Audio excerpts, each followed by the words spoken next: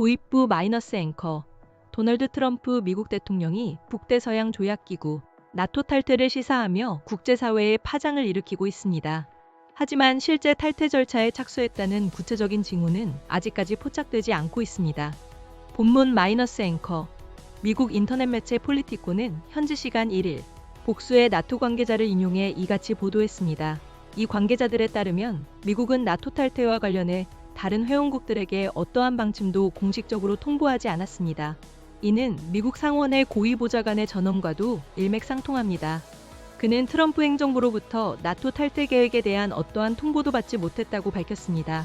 현행법상 미국 대통령이 나토를 탈퇴하기 위해서는 의회의 승인 혹은 상원의 3분의 2 이상 찬성으로 통과된 결의안이 반드시 필요합니다. 국방부 내부에서도 나토 탈퇴를 둘러싼 논의는 거의 없는 것으로 알려졌습니다. 이러한 상황 때문에 트럼프 대통령의 나토 탈퇴 언급은 이란에 대한 공격에 적극적으로 협력하지 않는 영국과 프랑스 등 일부 동맹국에 대한 불만을 표시하기 위한 엄포용이라는 분석이 힘을 얻고 있습니다. 앞서 트럼프 대통령은 영국 일간 텔레그래프와의 인터뷰에서 나토 탈퇴 검토 의사를 밝힌 바 있습니다. 트럼프 행정부가 전격적으로 나토 탈퇴를 결정할 가능성을 완전히 배제할 수는 없지만 현재 미국 정치권의 분위기를 감안할 때 의회 통과 가능성은 그리 높지 않아 보입니다.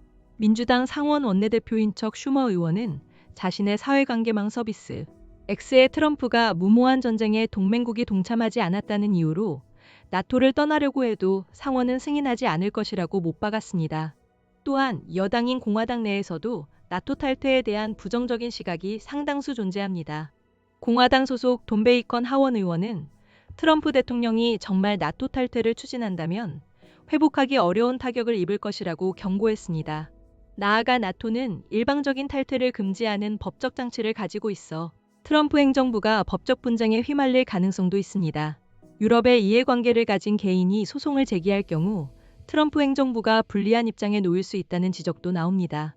다만 일부에서는 트럼프 대통령이 의회 승인 없이 탈퇴를 강행할 가능성을 완전히 배제할 수 없다는 신중론도 제기됩니다. 실제로 트럼프 대통령은 지난 2020년 첫 번째 임기 중에 의회 통보 없이 오픈 스카이 조약에서 탈퇴한 전례가 있습니다.